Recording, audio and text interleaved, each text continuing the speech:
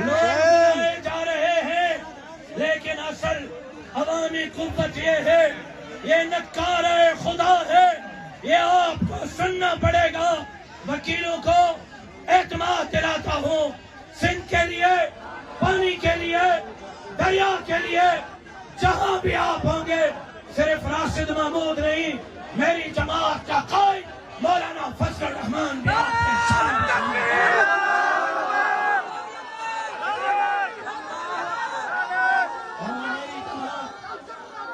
میری جماعت 6 اپریل کو دریائے سندھ کے پلوں پر ایک منفرد احتجاج کر چکی ہے۔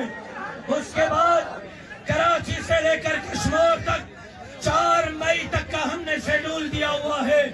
سندھ سراپا احتجاج ہے، روزانہ لاکھوں ہزاروں کے تعداد میں لوگ دریا بھرنے کینالوں کے خلاف میدان میں ہیں۔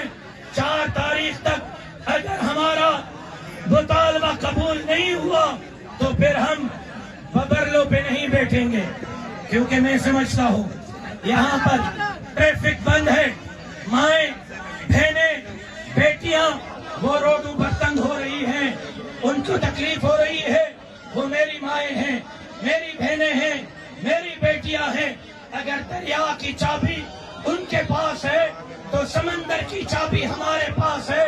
پھر ہم سندھ پنجاب بارڈر کو بند کریں گے، سندھ سے کسی کنٹینر کو پنجاب میں داخل ہونے نہیں دیں گے۔